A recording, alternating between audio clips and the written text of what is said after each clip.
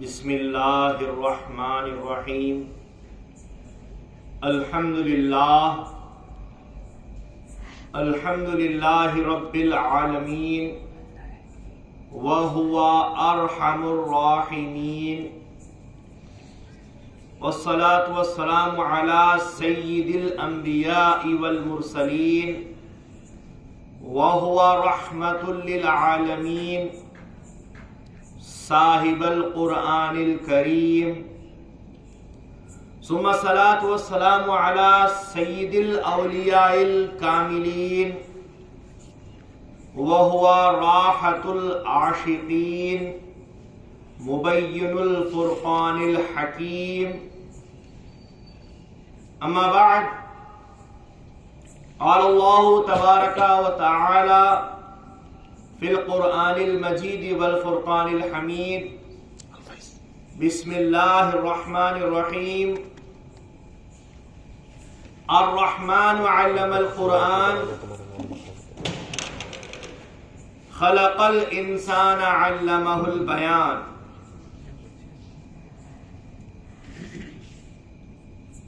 وقال اذن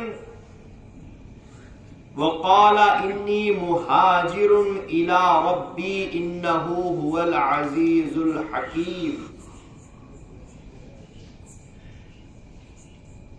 وقال النبی صلی اللہ علیہ وسلم انما الاعمال بالنیات وانما لامری ما نوى فمن هجر الى اللہ ورسولہ فہجرته الى اللہ ورسولہ ومن هجر الى الدنیا او امرأة يصيبها فہجرته الى ما هاجر الیہ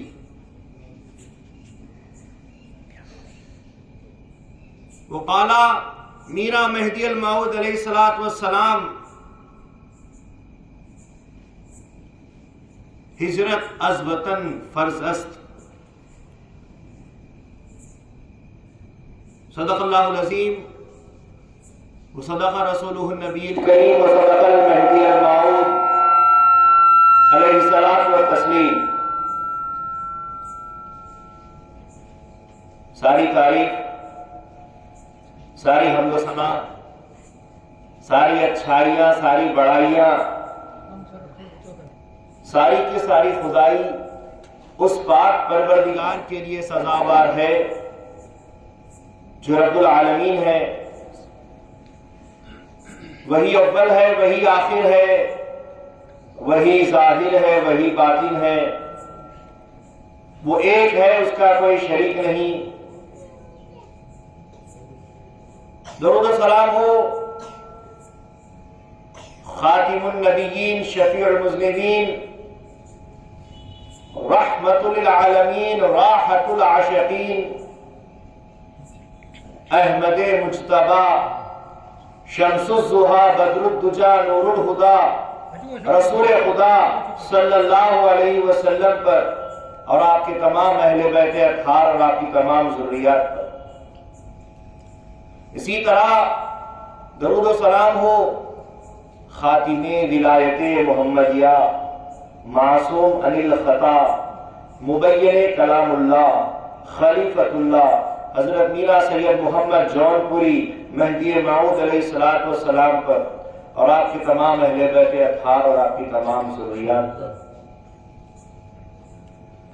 محترم و معزز فقرائے گروہ مہدویہ، دانشوران قوم مہدویہ، بزرگان ملت مہدویہ اور خواتین عفت معاب قوم مہدویہ کی السلام علیکم ورحمۃ اللہ وبرکاتہ۔ وعلیکم السلام ورحمۃ اللہ وبرکاتہ۔ حاضرین گرامی، دیکھتے دیکھتے دن رب دو جہاں کے فضل سے آج 11ویں مجلس تک ہم پہنچ گئے ہیں۔ آج کی یہ نشست 11ویں شریف کی نشست ہے۔ 11ویں بڑی دین اسلام میں خاص مقام رکھتی ہے۔ حضرت شیخ عبد القادر جیلانی غوث پاک رحمت اللہ علیہ 11 تاریخ کو رسول اللہ صلی اللہ علیہ وسلم کی جو نیاز کی تھی اس کو بھی 11ویں شریف کہا جاتا ہے، اور آج مہدی موعود علیہ السلام کی سیرت کی مجلس کی بھی 11ویں شریف ہے۔ حضرت گرامی، گزشتہ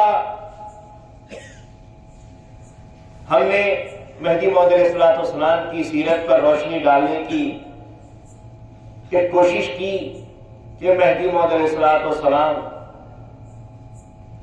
ہجرت کرتے ہوئے جونپور سے داناپور، داناپور سے کالپی، چندیری، چاپانیر، مانڈو، اس طریقے سے سفر کرتے ہوئے مکہ معظمہ تک پہنچے۔ مکہ معظمہ سے پھر بندرگاہ آئے اور وہاں سے کھمبات آئے، وہاں سے احمد آباد آ چکے ہیں۔ امامنا مہدی موعود علیہ السلام جب سے کہ جونپور سے ہجرت فرمائے ہیں اور اب احمد آباد تشریف لا چکے ہیں، اس سارے سفر نامے میں مہدی موعود علیہ السلام نے لوگوں کے درمیان دین اسلام کی جو بات رکھی ہے، دین اسلام کی جو تبلیغ کی ہے، وہ قرآن کے بیان سے کیا، اور تبلیغ کا جو ایک خاصہ چل رہا ہے، یہ تبلیغ مہدی موعود علیہ السلام نے ہجرت سے ہی فرمائی۔ ہجرت از وطن فرض است، مہدی موعود علیہ السلام نے فرمایا کہ اپنے وطن سے ہجرت کرنا فرض ہے۔ مہدی موعود علیہ السلام بغیر ہجرت کے اتنے سارے مقامات پر دین اسلام کی اپنی مہدیت کی تبلیغ نہیں کر سکتے تھے۔ کیسے کی؟ جب ہجرت فرمائی تبھی اتنا سارا معاملہ، اتنا سارا ماجرا، اتنا سارا قافلہ آپ کے ساتھ ہوا۔ مہدی موعود علیہ السلام جب مکہ معظمہ سے مدینہ منورہ جانے کو تیار ہوئے، رسول پاک صلی اللہ علیہ وسلم کے روح مبارک مہدی موعود علیہ السلام سے فرماتی ہے کہ تمہارا منشا، تمہارا مقصد اللہ اور رسول نے ہندوستان میں رکھا ہے، اس سرزمین پر ہجرت کرو اور وہاں تبلیغ کرو۔ مہدی موعود علیہ السلام ہجرت کرتے جا رہے ہیں، اور ہجرت کرنے کا ہتھیار کیا ہے؟ قرآن کا بیان۔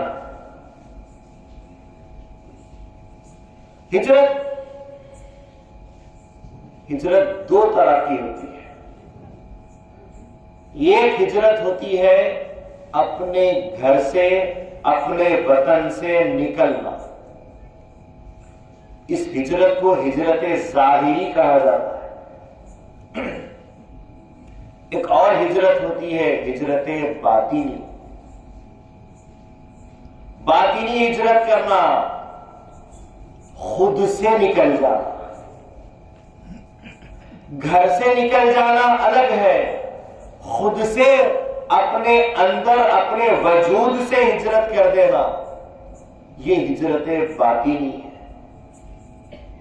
اور مہدی موعود علیہ السلام ہجرت ظاہری کرتے جا رہے ہیں۔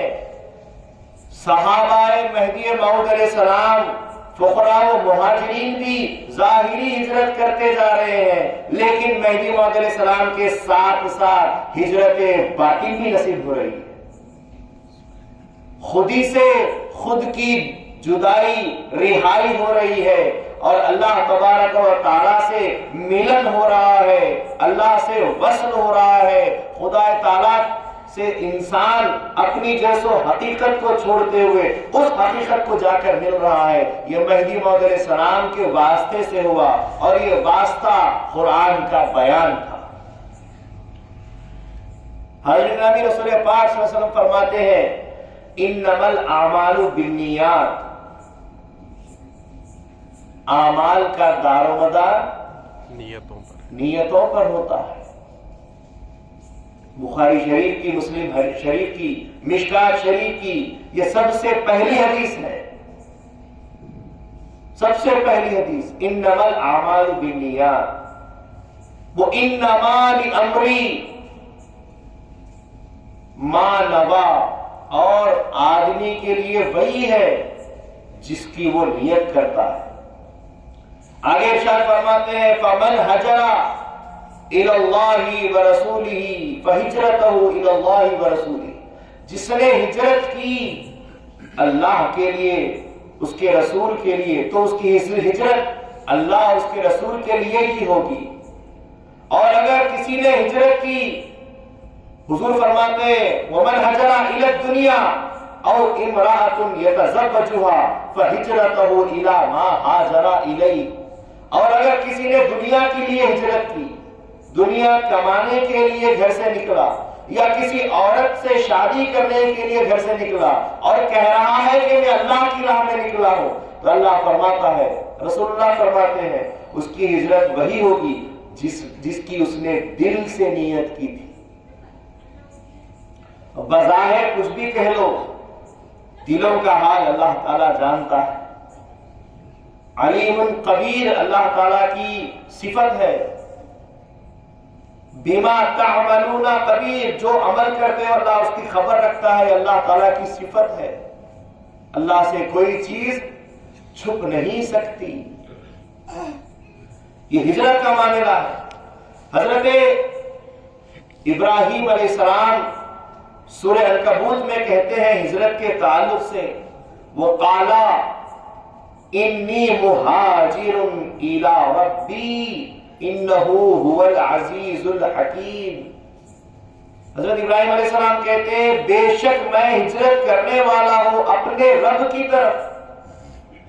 لوگ ہجرت کرتے ہیں احمد آباد سے سورت کی طرف، احمد آباد سے ویرمگام کی طرف، احمد آباد سے کسی اور شہر کی طرف. ایک شہر سے دوسرے شہر کی طرف بھی ہجرت ہوتی ہے، لیکن انبیاء کی ہجرت، خلفاء اللہ کی ہجرت اور پیر طریقت کی ہجرت کہاں ہوتی ہے؟ ابراہیم علیہ السلام سورہ عنکبوت میں بتا رہے ہیں میں ہجرت کر رہا ہوں. قالا انی مہاجر، بے شک میں ہجرت کرنے والا ہوں، الی ربی، اپنی رب کی طرف ہجرت کرنے والا ہوں. یہ تعلیمات مہدویوں کی تعلیمات قرآن سے ہٹ کر نہیں ہوتی. انہ هو العزیز الحکیم، بے شک وہی عزیز اور حکمت کرنے والا ہے. اسی طریقے سے حضرت امامنا مہدی موعود علیہ السلام فرماتے ہیں ہجرت کے تعلق سے قرآن کی آیت پڑھتے ہیں.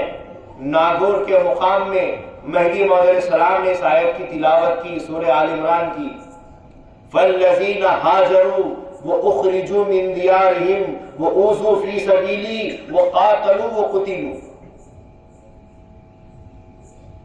کیا مطلب؟ اللہ کا فرمان ہے، موعود فرماتے ہیں علیہ الصلوۃ والسلام فالذین ہاجروا، وہ لوگ جو ہجرت کرتے ہیں، وہ اخرجوا من دیارہم، اپنے گھروں سے نکالے جاتے ہیں، وہ اوذوا فی سبیلی، اور اللہ کی راہ میں تکلیفیں سہتے ہیں، وہ قاتلوا وقتلوا، یہاں تک کہ قتل کرتے ہیں اور قتل ہو جاتے ہیں. موعود علیہ السلام فرماتے ہیں یہ صفتیں قوم مہدویہ کی صفتیں ہیں. موعود علیہ السلام نے فرمایا، ہمارے مہدی فرماتے ہیں فالذین ہاجروا شد واخرجوا من دیارہم شد واوذوا فی سبیلی شد وقاتلوا وقتلوا ماندہ باقی است انشاءاللہ خواہد شد.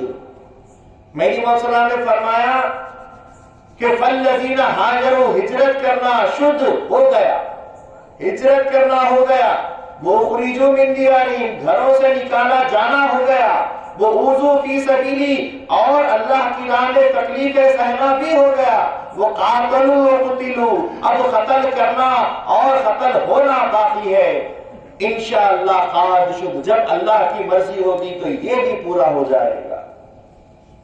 تو مہدی موعود علیہ السلام سے ہجرت ہوئی ہے، ہجرت مکمل ہوئی ہے، ہجرت کا فعل کیا ہے۔ مہدی موعود علیہ السلام فرماتے ہیں ہجرت سے باز رہنے والا منافق ہے، ہجرت سے دور رہنے والا منافق ہوتا ہے۔ اگر کاسب ہے تو اس کا نفاق تھوڑا کم ہے، اگر تارک الدنیا فقیر ہے تو اس پر تو ہجرت فرض ہو جائے گی، تو ایسا فقیر ہجرت نہ کرے تو پھر وہ پکا بڑا درجے کا منافق بن جاتا ہے۔ مہدی سے محبت کرتے ہو اور مہدی جاتے ہو تو چھوڑ کے اپنے وطن میں رہ جاتے ہو، تو کہاں تم نے مہدی کو تسلیم کیا؟ ہجرت فرض ہے۔ اسی طریقے سے صحبت مرشد فرض ہے، مرشد کی صحبت سے دور رہنا بھی منافقت ہے۔ اسی طریقے سے جہاد بھی فرض ہے، جہاد کے وقت جہاد کو چھوڑ کر گھر بیٹھنا منافقت ہے۔ نبی علیہ السلام نے فرمایا مرشد کے لیے ہجرت کرو، جہاد کے لیے ہجرت کرو، تبلیغ کے لیے ہجرت کرو، اور تبلیغ کے لیے ہجرت کرتے ہو تو اس کا ہتھیار قرآن کا بیان ہے، قرآن کا بیان۔ الحمدللہ، کیا ہی سب سے بڑی اللہ تبارک و تعالیٰ کی مراد اور عطا ہے۔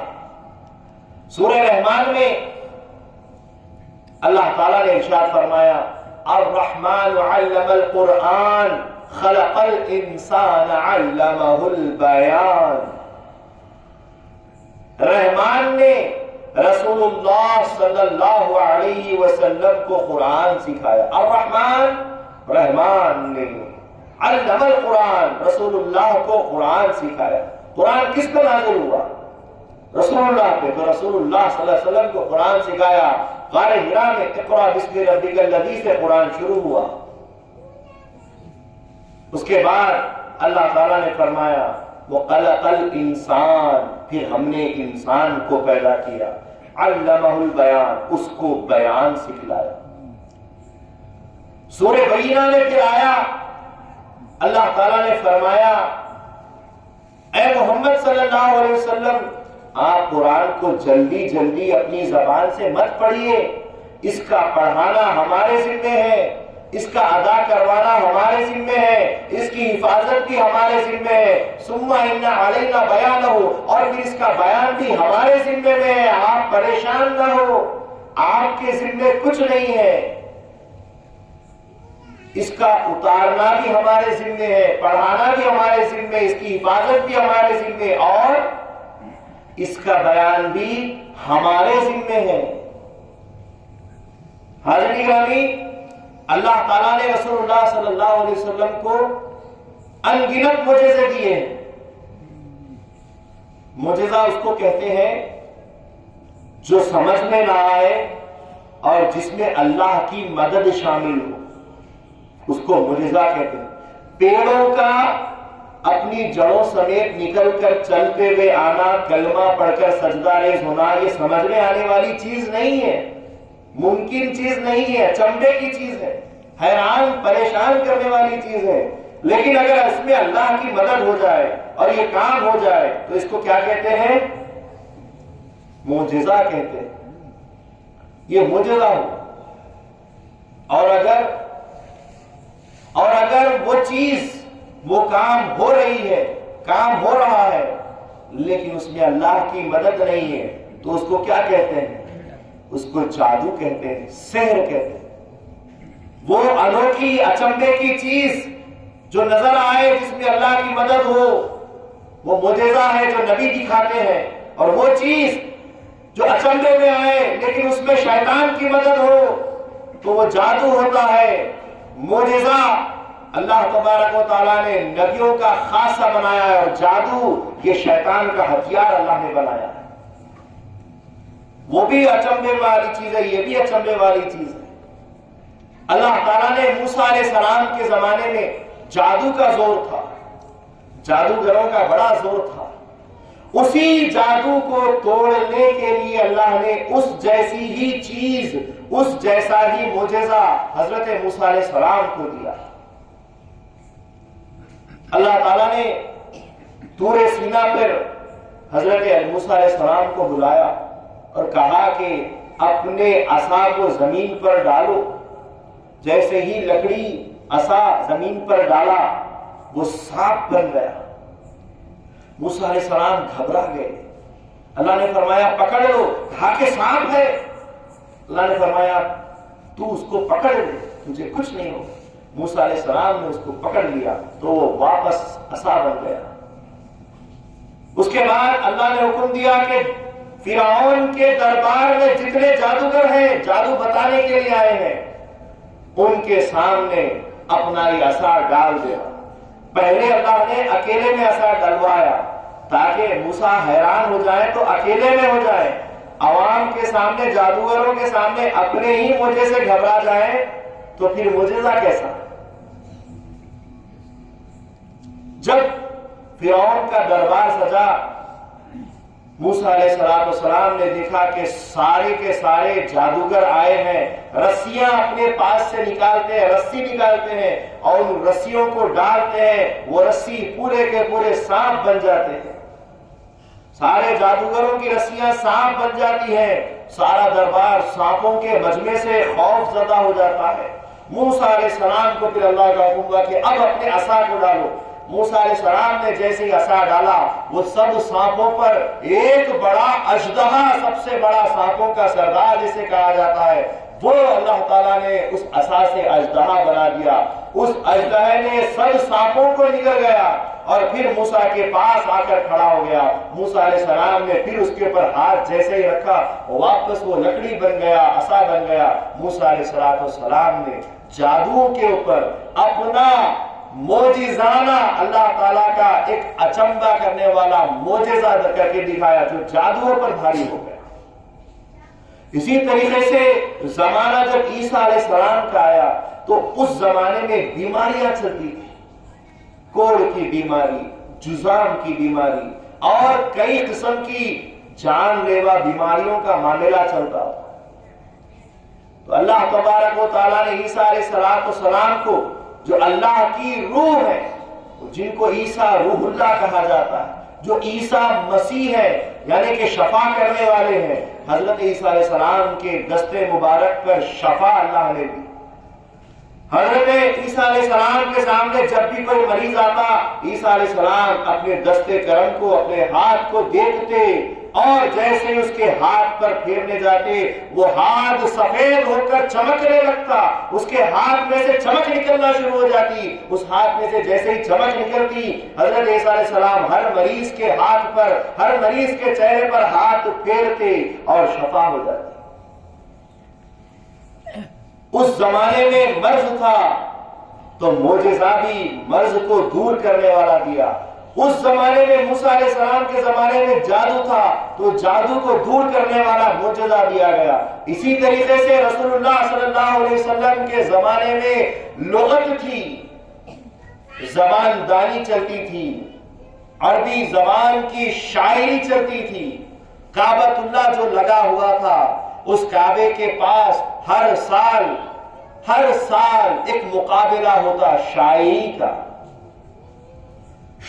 کا عربی زبان کی شاعری کا مقابلہ ہوتا اور اس شاعری میں جو شاعر جیت جاتا اس کا کلام کعبے کی دیوار پر لٹکایا جاتا. سال بھر لوگ حج کرنے والے، عمرے کرنے والے، طواف کرنے والے آتے اور اس تختی کو دیکھ کر جاتے اور وہ شاعر جس نے کلام لکھا اپنی تختی لگائی، وہ اپنی مونچھوں کو تاؤ دیتا، اپنا تفکر، اپنا انا کا مظاہرہ، تکبر اپنا بتاتے ہوئے گھومتا کہ دیکھو میں ہوں جس نے تمام شاعروں کو مات دے کر جیت حاصل کی اور اپنا کلام کعبے پہ لٹکایا. جب رسول اللہ صلی اللہ علیہ وسلم اس دنیا خاص میں تشریف لائے، دنیا خاص کیوں خاص ہو گئی؟ حضور جہاں آ جائے وہ جگہ خاصی ہو جاتی ہے. رسول پاک صلی اللہ علیہ وسلم جب دنیا میں تشریف لائے، رسول اللہ صلی اللہ علیہ وسلم نے اپنی زبان سے ایسا کلام ربانی سنایا جو لوگوں کو حیران کر دیا۔ انہی کی زبان میں، انہی کی طرح عربی زبان میں وہ کلام اللہ کے رسول نے پڑھ کر سنایا، لیکن سب کے سب عرب کے شاعر عاجز ہو گئے۔ قرآن میں سورہ بقرہ میں اللہ تعالیٰ نے ارشاد فرمایا اگر تم اس کلام کا مقابلہ کرنا چاہتے ہو تو لے آؤ جیسا کلام، ہم بھی دیکھ لیں گے کہ تمہاری کتنی طاقت ہے، اور جان لو کہ تم نہیں کر سکتے، ہرگز میرے کلام کا مقابلہ نہیں کر پاؤ گے، اگرچہ کہ تمہارے شیاطین کی بھی تم اس میں مدد لے لو۔ پھر اللہ تبارک و تعالیٰ نے رسول پاک صلی اللہ علیہ وسلم کے لیے ایک سورت نازل کی، سورہ کوثر، اِنَّا أَعْطَيْنَاكَ الْكَوْثَرَ فَصَلِّ لِرَبِّكَ وَانْحَرْ إِنَّا شَانِئَكَ هُوَ الْأَبْتَرُ۔ حضور کو اللہ نے فرمایا اس آیت کو ایک تختی بناؤ۔ حضور نے تختی بنائی اور اللہ تبارک و تعالیٰ کے حکم سے حضور صلی اللہ علیہ وسلم نے وہ تختی کعبے پر لٹکا دی اور اعلان کیا لاؤ اس جیسا جواب لاؤ۔ آج تک 1400 سال گزر گئے ہیں لیکن کوئی بھی قرآن کا جواب نہیں لایا۔ کسی میں ہمت نہیں ہوئی کہ قرآن کا جواب لائے۔ آج بھی کعبۃ اللہ کا جو دروازہ ہے اس دروازے میں یہ سورت لگی ہوئی ہے۔ تو حضرت گرامی، رسول اللہ صلی اللہ علیہ وسلم کو ہزاروں معجزے دیے، لیکن قرآن رسول اللہ صلی اللہ علیہ وسلم کا سب سے بڑا معجزہ جس کا جواب کبھی نہیں آ سکتا۔ جادو کے مماثل دوسرے معجزے ہو جائیں لیکن اس کا جواب نہیں آ سکتا، اسی لیے اس معجزے کو سب سے بڑا معجزہ کہا گیا۔ یہ معجزہ وہ ہے جب قرآن کی ظاہری معاملہ ہوا، قرآن جب پڑھا گیا، حضرت عمر فاروق نے سنا جو دہشت گرد بن کر تلوار لے کر خاتمے دین کو ختم کرنے کے ارادے سے آ رہے تھے، لیکن صرف آیات قرآنی کی تلاوت، ظاہر قرآن کی تلاوت کا اثر یہ ہوا ایمان لے آئے۔ حضرت رسول اللہ صلی اللہ علیہ وسلم ایک مرتبہ صحابہ کے ساتھ جنگل میں جا رہے تھے، حضور نے فرمایا صحابہ سے یہاں رک جاؤ۔ ایک لکڑی جنگل سے ہی گول گھیرا بنایا، دائرہ بنایا اور کہا کہ اس دائرے سے باہر نہ نکلنا، اور حضور اکیلے گھنے اندھیرے جنگل میں چلے گئے۔ رسول اللہ صلی اللہ علیہ وسلم نے جنگل میں جا کر قرآن کی تلاوت کرنا شروع کی تو نئی انوکھی، پریشان، حیرت کرنے والی، خوف میں ڈالنے والی آوازیں آنے لگی۔ صحابہ کے دل سینوں سے دھڑک دھڑک کر باہر آنے کو تڑپ رہے تھے کہ نبی وہاں اکیلے ہیں، حضور جنگل میں اکیلے چلے گئے ہیں، ایسی عجیب خوف کی آوازیں آ رہی ہیں، ہم کو رہا نہیں جا رہا ہے، ہم مدد کرنے کے لیے حضور صلی اللہ علیہ وسلم کے پاس جانا چاہتے ہیں، لیکن لکیر، دائرہ جو باندھ دیا گیا تھا، سرکل جو بنا دیا گیا تھا، اس سے باہر نکلنے کا حکم نہیں تھا۔ کچھ دیر بعد رسول اللہ صلی اللہ علیہ وسلم واپس آئے، صحابہ نے پوچھا ہے رسول اللہ کیا تھا، وہ کیا آوازیں تھی؟ تو رسول اللہ صلی اللہ علیہ وسلم فرماتے ہیں یہ جنات تھے جن کا بسیرا جنگل ہوا کرتے تھے۔ آج ہم جنگلوں کو ویران کر رہے ہیں، ہر جنگل تباہ کر رہے ہیں۔ جنگل اللہ تبارک و تعالیٰ کی کئی ایک مخلوقات کا بسیرا ہے۔ حضور یہاں فرماتے ہیں کہ جنات کا بسیرا ویرانے اور جنگل ہوا کرتے ہیں۔ حضور نے فرمایا کہ میں نے ان کو قرآن کی اور اللہ کی وحدانیت کی دعوت دی، قرآن کو سکھایا، تو جب میں نے اللہ کے ایک کی دعوت دی، وحدانیت کی دعوت دی، ایک خدا کی طرف بلایا، وہ نہیں مانے اور انہوں نے آوازیں کرنا شروع کی، اور جیسے ہی میں نے کلام ربانی قرآن کی تلاوت کرنا شروع کی، اس قرآن کو سن کر ان کے دل میری طرف مائل ہو گئے، ان کے سر میرے سامنے جھک گئے اور وہ ایمان لے آئے۔ یہ قرآن کا ظاہری معاملہ ہے۔ حضرت گرامی، حضرت جبریل امین علیہ السلام جو قرآن اکثر حضور کے پاس لایا کرتے، قرآن حضور کے پاس لا کر وحی لا کر پیش کیا کرتے۔ ایک مرتبہ جبریل امین علیہ السلام کو اللہ نے حکم دیا کیا حکم دیا؟ کاف ہا یا عین صاد، جاؤ ہمارے نبی کو وحی کر دو، ہمارے نبی کو وحی کر دو۔ جبریل امین آئے، حضور کے سامنے وحی پڑھتے ہیں، کاف ہا یا عین صاد، کاف فرمایا میں سمجھ گیا، ہا فرمایا میں سمجھ گیا، یا فرمایا میں سمجھ گیا، عین فرمایا میں سمجھ گیا، صاد فرمایا میں سمجھ گیا۔ حضرت جبریل امین علیہ السلام کہتے ہیں یا رسول اللہ میں تو کچھ نہیں سمجھ سکا، آپ کیا سمجھ گئے؟ رسول پاک صلی اللہ علیہ وسلم جس طریقے سے قرآن کے ظاہری حصے کے اوپر عبور رکھتے تھے اور ظاہر کو پھیلاتے تھے، قرآن کے باطن کو بھی آپ جانتے تھے، قرآن کے باطن کو بھی پہچانتے تھے۔ کیوں؟ کیونکہ رسول پاک صلی اللہ علیہ وسلم کے پاس غیب کا علم تھا۔ شاعر کہتا ہے میان عاشق و معشوق رمزیست، کرامن کاتبین راہم خبر نیست۔ عاشق اور معشوق کے درمیان ایسی باتیں ہوتی ہیں کہ کرامن کاتبین کو بھی اس کی خبر نہیں ہوتی۔ اللہ فرمایا اس کا کلام حضور پر نازل ہوا، اس نے فرمایا جس پر نازل ہوا وہ سمجھ گئے، بیچ والوں کو کچھ سمجھ نہیں آیا جب تک کہ حضور نے نہیں سمجھایا۔ یہ قرآن کا بیان ہے، یہ قرآن کا مقام ہے، اور قرآن کی جو تعلیمات، جو گہرائیاں، جو اس کے رموز، جو اس کے راز، جو اس کے بیان ہے، رسول اللہ صلی اللہ علیہ وسلم نے اس کو بھی بتایا ہے، لیکن خاص انداز سے۔ حضرت عبداللہ ابن عباس رضی اللہ عنہ روایت کرتے ہیں کہ مجھے حضور نے 2 علم عطا کیے، ایک علم، ایک راز میں تمہارے درمیان کھول چکا ہوں، بتا چکا ہوں، اگر دوسرا راز کھولوں تو تم میرے اس کھاندوں پر سر نہیں رکھو گے، مجھے رجم کر دو گے، مجھے سنسار کر دو گے۔ کیا تعلیم تھی، وہ کیا علم تھا؟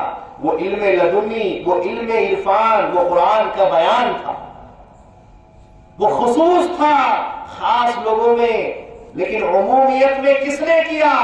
مہدی موعود آخر الزمان علیہ السلام نے، کہ قرآن میں اللہ نے فرمایا ہم نے، رحمان نے رسول اللہ کو قرآن سکھایا، ایک انسان کو پیدا کیا، اس کو بیان سکھایا۔ مہدی موعود علیہ السلام فرماتے ہیں اس قرآن کا بیان کرنے والا ذات میں ہوں۔ حاضرین گرامی، ہر چیز کا ایک ظاہر ہوتا ہے، ہر چیز کا ایک باطن ہوتا ہے، ہر چیز کا ایک ظاہر ہوتا ہے، ہر چیز کا ایک باطن ہوتا ہے۔ ہم پہاڑ دیکھتے ہیں، پہاڑ کنکر، مٹی، پتھر سے بھرا ہوا ہوتا ہے، چٹان اور بڑے بڑے سیل اس میں لگے ہوئے ہوتے ہیں، اس کو پہاڑ کہتے ہیں، یہ اس کا ظاہر ہے۔ لیکن اس کا باطن کیا ہے؟ اس کا باطن اس پہاڑ کے اندر رہنے والے زیورات، جوہر، ہیرے اور سونا، لوہا، جتنے بھی دھات ہوتے ہیں، یہ اس مٹی کے اندر کا باطن ہے۔ ظاہر پہاڑ ہے، باطن اس کے اندر کے رہنے والے دھات ہے۔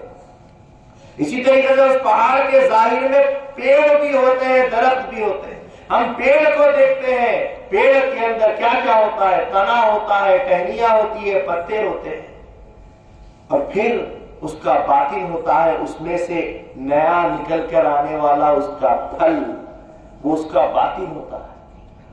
پھل کو اگر ہم لیتے ہیں تو اس کے اوپر لگا ہوا چھلکا جو ہوتا ہے، اس کی پرت جو ہوتی ہے، وہ ظاہر ہے، اور اس کے اندر کا جو گودا ہوتا ہے، جو مغز ہوتا ہے، وہ اس کا باطن ہے۔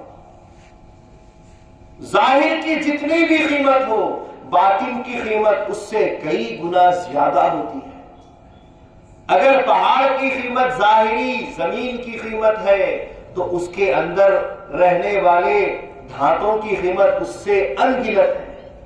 پیڑ کی اگر کوئی قیمت ہے، پیڑ بیچے جاتے ہیں، لیکن پیڑ بیچنے والا بیچتا ہے، پیڑ خریدنے والا خریدتا ہے، لیکن اس سے فائدہ ہوتا ہے اس کے پھلوں کا۔ بڑے بڑے باغیچے بیچے جاتے ہیں پھلوں کے موسم میں، لیکن پیڑ بیچے جاتے ہیں، لیکن حاصل کیا ہوتا ہے؟ پھل ہوتا ہے۔ پیڑوں کو بیچنے کا اور خریدنے کا مقصد، بیپار کیا ہوتا ہے؟ پھلوں کا ہوتا ہے، سنتروں کے باغیچے بیچے جاتے ہیں، آم کے باغیچے بیچے جاتے ہیں پھلوں کے لیے، تو پیڑ سے کئی گنا قیمت کس کی ہوئی؟ پھل کی ہوئی۔ پھل کے چھلکوں کو اگر ہم دیکھتے ہیں، جس کا ظاہر ہے اور اس کا گودا ہے، تو چھلکوں سے زیادہ قیمت اس کے اندر کے مغز کی، ہر ظاہر سے اس کا باطن افضل ہوتا ہے۔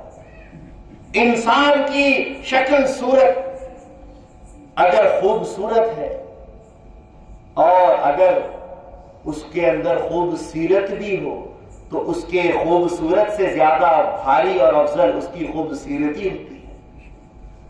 انسان کے ظاہر سے اس کا باطن افضل ہوتا ہے۔ اسی طریقے سے کلام اللہ، اللہ کا کلام قرآن ہے، ظاہر کلام ہے، لیکن اس کا باطن اس سے بھی افضل ہے۔ اسی طریقے سے رسول اللہ صلی اللہ علیہ وسلم نبوت ہے، ان کا باطن ولایت ہے۔ اگر یہ شریعت ہے، باطن طریقت ہے، تو باطن افضل ہوا۔ خود رسول اللہ صلی اللہ علیہ وسلم نے فرمایا الولایت افضل من النبوہ، ولایت نبوت سے افضل ہوتی ہے۔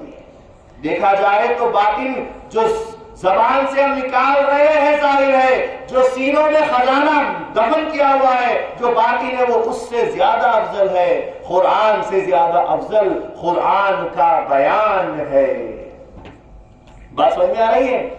تو قرآن کا بیان زیادہ فضیلت رکھنے والا ہوتا ہے، زیادہ بڑا ہوتا ہے۔ حاضرین گرامی، قرآن کا بیان رسول اللہ نے کیا تو لوگ مسلمان ہو گئے۔ جب ان کا وقت گزرا، جب ان کا دور گزرا، ولیوں کا زمانہ آیا، حضرت جنید بغدادی رحمت اللہ علیہ بڑے زبردست قرآن کا بیان کیا کرتے تھے۔ آپ سری سختی رحمت اللہ علیہ کے بھانجے، ایک مرتبہ جنید بغدادی کے پاس کچھ مریدین سری سختی رحمت اللہ علیہ کے آتے اور کہتے ہیں آپ کے بھانجے سے کہیے کہ وہ بیان کرے۔ وہ بڑی اچھی باتیں کرتے ہیں، لیکن بیٹھ کر باضابطہ ایک خانوادہ سجا کر، ایک مجلس بٹھا کر بیان نہیں کرتے، آپ ان سے کہیے کہ بیان کرے۔ جنید بغدادی نے کہا کہ میں بیان نہیں کروں، میرے پیر و مرشد رہتے ہوئے میں بیان کروں، ایسا نہیں ہو سکتا، میں بیان نہیں کروں گا۔ کچھ زمانے کے مرشدین مشائخین آئے اور کہا کہ آپ بیان کیجئے، کہا کہ نہیں، مرید بھی کہہ لے تو بھی نہیں، کوئی زمانے کے مرشد بھی کہہ لے تو بھی نہیں، میرے پیر کے سامنے میری کیا حماقت ہو سکتی ہے کہ میں ان کے سامنے رہ کر بیان کروں۔ ایک مرتبہ سری سختی خود ماموں مرشد خود کہتے ہیں بھانجے سے، پیارے بھانجے ابو القاسم جنید بیان کر، قرآن کا بیان کر۔ کہا کہ حضور آپ کے رہتے ہوئے میں بیان کروں، میں اپنے آپ کو اس قابل نہیں سمجھتا، مرشد جی آپ رہتے ہوئے میں نہیں کروں۔ کہا کہ ٹھیک، بات آئی گئی ہو گئی۔ رات جب جنید بغدادی سو گئے، رات میں رسول اللہ صلی اللہ علیہ وسلم خواب میں تشریف لاتے اور فرماتے ہیں جنید، جب لوگوں کی ضرورتیں تم سے پوری ہو سکتی ہے، جب لوگوں کو ہدایت تمہاری زبان سے مل سکتی ہے، تو کیوں بیان نہیں کرتے؟ میں حکم دیتا ہوں کہ تم بیان کل سے کرو۔ کہا کہ یا رسول اللہ صلی اللہ علیہ وسلم، ضرور کل سے بندہ بیان کرے۔ صبح ہوئی، فجر کی نماز کا وقت، اور ایسے میں دروازے پر کھٹکا آیا۔ ان کے ماموں سری سختی رحمت اللہ علیہ کا ایک مرید آیا پیغام لے کر کہ بھانجے جی، مرشد جی، ماموں جی آپ کو بلاتے ہیں۔ جنید بغدادی کو سری سختی رحمت اللہ علیہ نے بلایا۔ جنید بغدادی فوراً نماز سے فارغ ہوئے اور اپنے مرشد کے پاس پہنچے۔ کہا کہ کیا بات ہے؟ کہ بیٹا پیارے بھانجے، مریدوں نے تم سے کہا بیان کرو، تم نے نہیں کیا۔ زمانے کے ولیوں نے، مرشدوں نے، مشائخین نے کہا تم سے بیان کرو، تم نے نہیں کیا۔ خود تمہارے پیر نے، تمہارے مرشد نے تم سے کہا بیان کرو، تم نے نہیں کیا۔ اب تو رسول اللہ نے کہہ دیا ہے بیان کرو، اب تو شروع بیان کرنا کرو۔ حیران ہو گئے ماموں جی، مرشد جی، میرے خواب کا معاملہ ابھی تک میرے سینے میں دفن ہے، میں نے کسی کو کہا نہیں، آپ تک پہنچایا نہیں، آپ تک کیسے بات پہنچ گئی؟ کہا کہ کل رات میں اللہ کا مجھے دیدار ہوا اور باری تعالیٰ کے دربار میں اللہ کے پاس فریاد پیش کرنے لگا کہ اے باری تعالیٰ، جنید بیان نہیں کرتا، لوگ اس کے بیان کے لیے تڑپتے ہیں، تو کچھ انتظام کر۔ تو اللہ تعالیٰ نے مجھ سے کہا کہ اے سیری سختی، تو پریشان نہ ہو، میں اپنے محبوب کو اس کے پاس بھیج رہا ہوں۔ تو جنید بغدادی رحمت اللہ علیہ اسی وقت مرشید کے پیروں میں گر گئے کہ میرا پیر میرے ظاہر کو بھی جانتا ہے، میرے باطن کو بھی جانتا ہے، میری زبان کو بھی جانتا ہے، میرے دل کو بھی جانتا ہے، میری آنکھوں کو بھی جانتا ہے، اور میرے دماغ میں رہنے والے خوابوں کو بھی جانتا ہے۔ وہ میرا پیر ہے۔ اس کے بعد سے جنید بغدادی رحمت اللہ علیہ بیان کرنے لگے۔ جب جنید بغدادی رحمت اللہ علیہ بیان کرتے، روایت میں آتا ہے کہ ہزاروں کا مجمع ہوتا، اور جیسے ہی جنید بغدادی رحمت اللہ علیہ قرآن کا بیان کرنا شروع کرتے اور بیان دھیرے دھیرے پروان چڑھتا چلا جاتا، بیان میں جب جاذبیت اور سرخروئی آ جاتی، اس میں جب نشہ آنے لگتا، اور جیسے ہی بیان کا اختتام ہوتا، لوگ دیکھتے کہ سو لوگ بے ہوش ہو جاتے ہیں اور کئی تو جان اپنی چھوڑ دیتے۔ کئیوں کی حضرت کے بیان کے اندر جب جلال آ جاتا، جلال کی نظر جب پڑ جاتی تو لوگوں کی جانیں نکل جاتی، اور جمال کی نظر جب پڑ جاتی تو لوگ بے ہوش ہو کر گر جاتے۔ یہ جنید بغدادی رحمت اللہ علیہ کا بیان۔ اسی طریقے سے بایزید بستانی رحمت اللہ علیہ، وہ بھی بڑے زبردست اپنے وقت کے پیر و مرشد رہے، وہ بھی بیان کیا کرتے تھے۔ ایک مرتبہ اللہ تعالیٰ کے ذکر میں مصروف ہیں، اللہ تبارک و تعالیٰ کے ذکر میں مصروف ہیں، اور اچانک اللہ کا حکم ہوا، اے بایزید بستانی اٹھو اور سامان کے پاس پہنچو، سامان کے بت خانے میں چلے جاؤ۔ حضرت بایزید بستانی رحمت اللہ علیہ سوچنے لگے کہ شاید یہ شیطان کا شر ہو سکتا ہے کہ اللہ کے گھر سے مسجد سے مندر میں جانے کو کون کہے گا؟ بات سمجھ میں آ رہی ہے؟ مسجد سے مندر میں جانے کو کون کہے گا؟ شیطان وسوسہ ڈال رہا ہے۔ آپ خاموش ہو گئے۔ پھر دوبارہ آواز آئی، اے بایزید، سامان کے بت خانے میں چلے جاؤ۔ خاموش ہو گئے، صبر کیا، تیسری بار پھر آئی آواز، تو سمجھا کہ اب یہ اللہ کی طرف سے معاملہ ہے۔ ذکر اللہ کرتے کرتے اٹھے اور فوراً سامان کے بت خانے میں جا کر ان کے پجاریوں کے کپڑے پہن کر ان کے درمیان گھس کر بیٹھ جاتے ہیں، خاموشی سے وہاں پر اللہ کا ذکر کرتے ہوئے بیٹھ جاتے ہیں۔ اتنے میں اس بت خانے کا ایک راہبان، جو سب سے بڑا راہبان تھا، بزرگ راہبان تھا، وہ وہاں پر آیا۔ سارے پجاری اس کو اٹھ کر سلام پیش کرنے لگے۔ وہ آ کر اپنی جگہ پر، اپنی مسند پر بیٹھ گیا، اور بیٹھنے کے بعد وہ خاموش رہا۔ کچھ دیر ہو گئی، لیکن اس راہبان، بڑے راہبان نے کچھ نہیں کہا۔ چھوٹے چھوٹے پجاریوں نے، راہبانوں نے کہا کہ آپ کچھ کہتے کیوں نہیں، آپ خاموش کیوں؟ کہا کہ مجھے احساس ہو رہا ہے ایک کافر ہے، باطل ہے، لیکن اس کے اندر اتنا وقار آ گیا ہے کہ وہ یہ کہتا ہے، میں محسوس کر رہا ہوں کہ ہمارے درمیان ایک محمدی، ایک مسلمان آ کر بیٹھ چکا ہے اور ہمارے لباس میں چھپا ہوا ہے۔ اس کے رہتے ہوئے میں کچھ بولوں مجھے گوارا نہیں ہو رہا ہے۔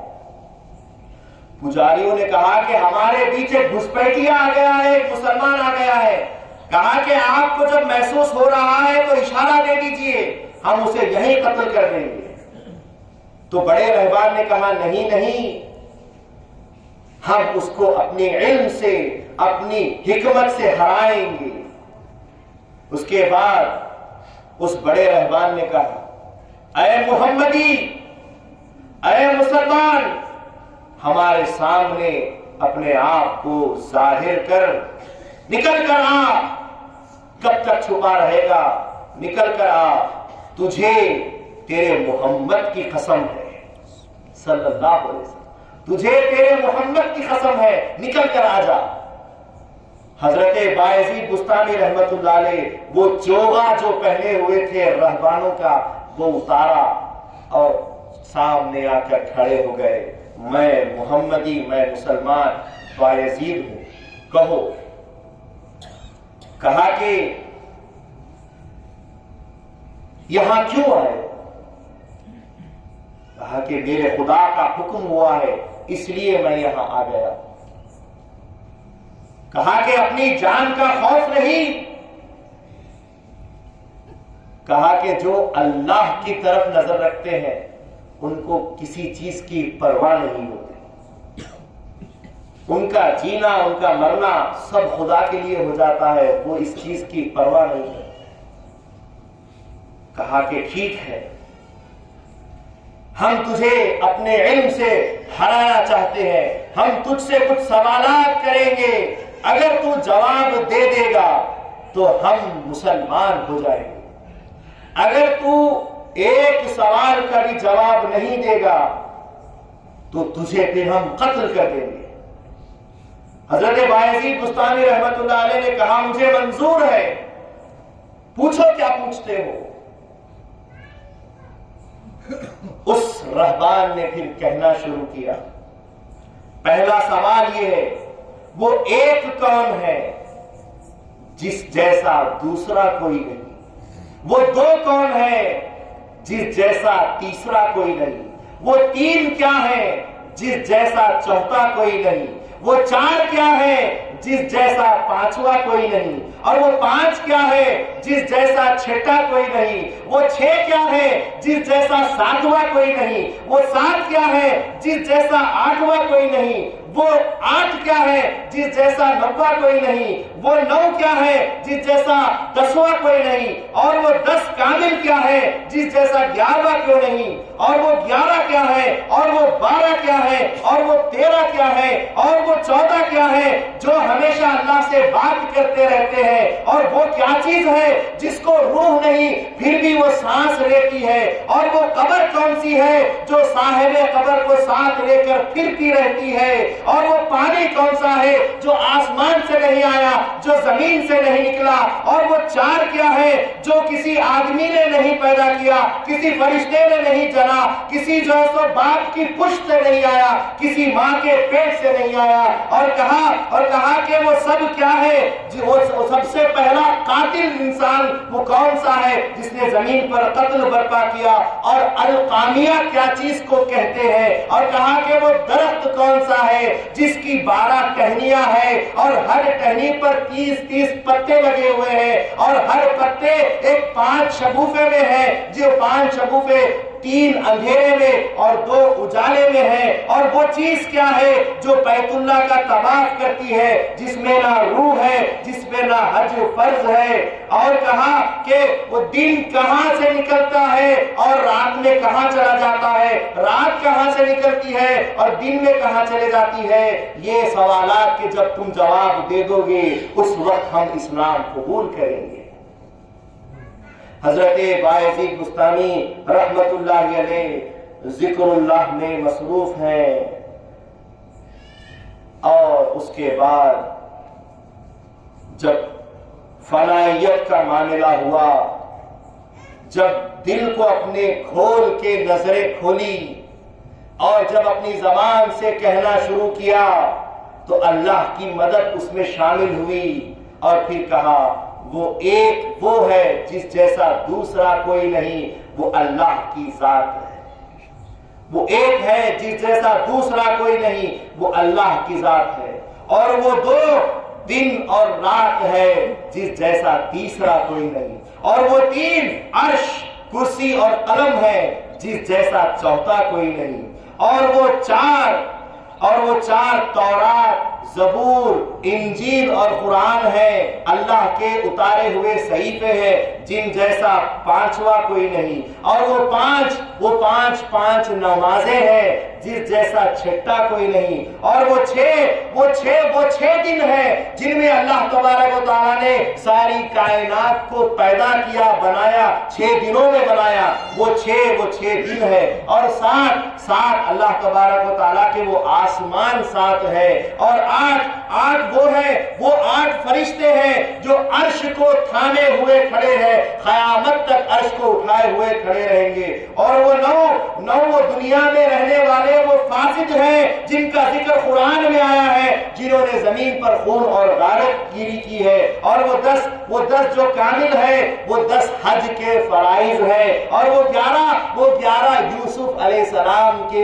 بھائی ہیں، اور وہ 12 حضرت یوسف، وہ 12 سال کے 12 مہینے ہیں، اور وہ 13 حضرت یوسف علیہ السلام کے خواب ہے، اور وہ 14 7 زمین ہے، 7 آسمان ہے، 14 ہے جو اللہ تبارک و تعالیٰ سے ہمیشہ بات کرتے رہتے ہیں، اور وہ جو جس کے اندر جان نہیں ہے لیکن پھر بھی وہ سانس لیتی ہے، وہ صبح صادق کا وقت ہے کہ جو سانس لیتی ہے، لیکن اللہ تبارک و تعالیٰ نے اس کو جو سو بغیر روح کے سانس لینے والا بنایا ہے، اور وہ قبر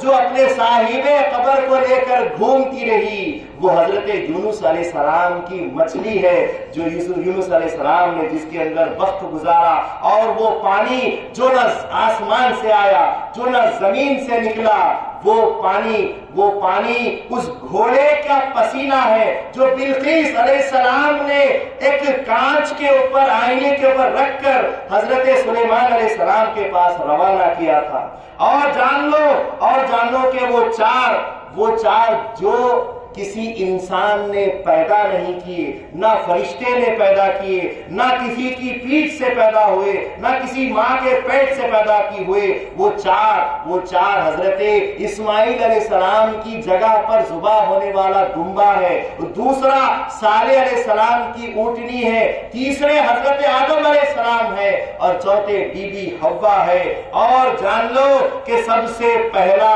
انسان جس نے دنیا میں قتل کیا تھا وہ قابیل ہے، اور القامیہ کوئی اور چیز نہیں، قیامت کو کہتے ہیں، اور جس درخت کی تم بات کر رہے ہو وہ ایک درخت 1 سال ہے، جس کے 12 ٹہنیاں 12 مہینے ہیں، ہر ٹہنی پر 30 پتے 30 دن ہے، اور ہر پتے میں 5 شگوفے ہیں، 2 جو ہے سو روشنی میں اور 3 اندھیرے میں ہیں، وہ 5 نمازیں ہیں جو دن کے وقت 2 نماز اور راتوں کے وقت 3 نماز ہے، اور وہ چیز جس کے اندر جان نہیں ہے، جو بیت اللہ کا طواف اور حج کرتے رہتی ہے، وہ کشتی نوح علیہ السلام ہے، نوح علیہ السلام کی کشتی ہے جس کے اندر روح نہیں ہے، لیکن وہ اللہ تعالیٰ کے کعبے کا طواف رہتی ہے، اور تم کہہ رہے ہو کہ دن جب نکلتا ہے تو کہاں رات میں چلا جاتا ہے، رات جب نکلتی ہے کہاں دن میں چلا جاتا ہے،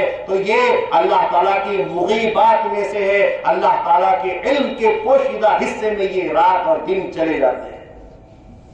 جب یہ سارے سوالات اور ان کے جوابات ایک بیان کی شکل میں جب حضرت بایزید بستامی رحمت اللہ علیہ نے بیان کیے، تو سارا کا سارا مجمع، سامان کا پورا بت خانہ، پجاریاں حیران ہکے بکے ہو کے رہ گئے، اور اس کے بعد بایزید بستامی رحمت اللہ علیہ نے پوچھا، تمہارے اتنے سوالات تھے، میں ایک سوال پوچھتا، میں بس ایک سوال پوچھتا ہوں، بتا دو کہ آسمان اور جنت کی اگر کوئی کنجی ہے تو وہ کہاں ہے؟ آسمان اور جنت کی کنجی ہے تو وہ کہاں ہے اور وہ کیا ہے؟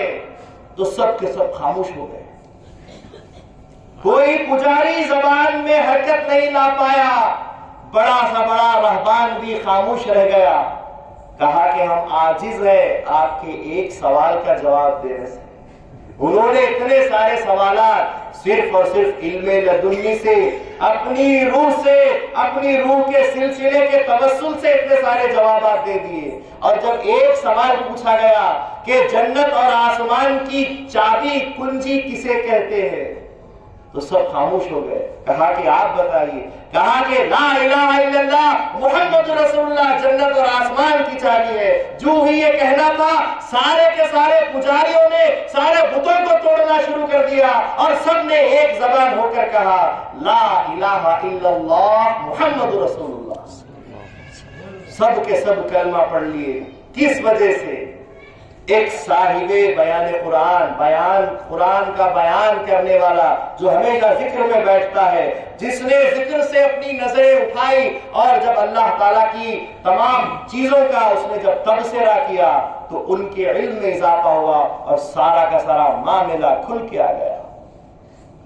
حاضرین گرامی، اس کو کہتے ہیں قرآن کا بیان، اور یہ ہوتا ہے قرآن کی تعلیم اور رموز جاننے والے کی حقیقت.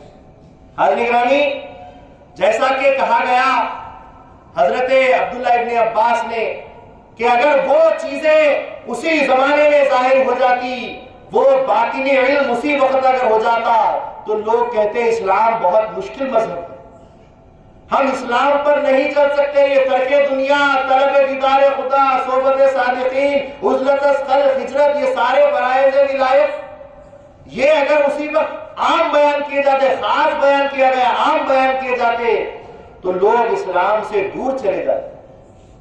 وقت گزرا اور مہدی کے زمانے میں ان ساری چیزوں کی الحمدللہ اللہ کی جانب سے اس کا اظہار کیا گیا. ایک مرتبہ بندگی میاں شاہ خندویر صدیق ولایت رضی اللہ تعالی عنہ سے ایک فقیر نے کہا کہ کاش ہم مہدی کا زمانہ پا لیتے، ہم کو مہدی کا زمانہ مل جاتا. تو بندگی میاں شاہ خندویر رضی اللہ عنہ اس فقیر سے کہتے ہیں اچھا ہوا کہ تم کو مہدی کا زمانہ نہیں ملا. اگر تم اس زمانے میں چلے جاتے تو ان کو دیوانہ کہتے اور وہ مہاجرین مہدی تم کو کافر کہتے.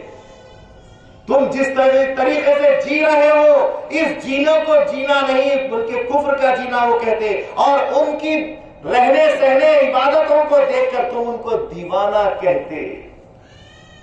کیونکہ اس زمانے میں جو قرآن کا بیان ہوتا تھا اس سے ایک دیوانگی ہی ہو جاتی ہے. بہرحال قرآن کا بیان ایک مرشد کامل کی صفت خاص ہے. آج جو ہم کر رہے ہیں، یہ جو تقاریر، یہ جو مجالس ہو رہی ہیں، یہ قرآن کا بیان نہیں ہوتی. اس کو قرآن کا بیان نہیں کرتے ہیں، کہتے ہیں اس کو صرف آپ بیان کہہ لو، تقریر کہہ لو، مجلس کہہ لو، خطاب کہہ لو، لیکن اس کو قرآن کا بیان نہیں کہتے. حضرت امامنا مہدی موعود علیہ السلام نے قرآن کا بیان کرنے والے کی صفت 6 صفتیں بیان کی ہیں، جن میں سے 3 ظاہر اور 3 باطن میں ہیں. 3 ظاہر یہ کہ سب سے پہلے بیان کرنے والا صاحب بیان قرآن متوکل علی اللہ ہو. آج کس کا توکل کامل اللہ پر ہے؟ متوکل علی اللہ ہو. اور دوسری بات کہ وہ طالب دنیا کے گھر ہرگز نہ جائے. آپ کے گھروں کو فقراء جو کھانے کے لیے گھر میں جاتے ہیں، اس گھر میں جانے سے منع کیا گیا ہے مرشدین اکرام کو. بیان قرآن کرنے کی صفت کیسی ہوتی ہے سوچئے. توکل ہو، کسی طالب دنیا کے گھر نہ جائے اور جو کچھ اللہ دے اسے اسی وقت خرچ کر ڈالے. رات کے لیے نہیں، ابھی کے لیے بھی نہیں، بس لیا اور اس کے بعد استعمال کر کے اسی وقت خرچ کر دیا، کچھ نہیں رکھنا چاہیے. یہ ظاہری 3 صفتیں ہیں. اور باطنی 3 صفتیں یہ ہیں کہ وہ سر کی آنکھوں سے اللہ کا دیدار کرنے والا ہو، تبھی قرآن کا بیان کر سکتا ہے. اور باطنی دوسری صفت یہ ہے کہ وہ مرنے والے کی حالت بیان کرنا جانتا ہو.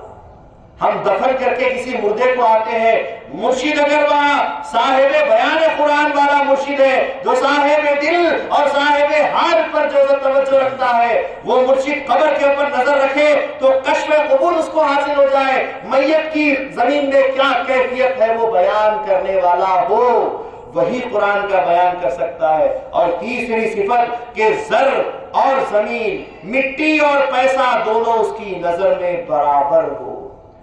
یہ 6 صفتیں جب ہوتی ہے تبھی جا کر قرآن کا بیان ہوتا ہے، اور قرآن کے بیان میں کوئی روایتیں نہیں ہوتی، کوئی جنید بغدادی بایزید بستانی کے واقعات نہیں ہوتے، کوئی حدیث لکھی ہوئی یا کوئی ولی کا فرمان نہیں ہوتا، بس قرآن کا بیان یہ ہوتا ہے، اللہ کہہ رہا ہے اور جو سب لوگ سنتے جاتے ہیں۔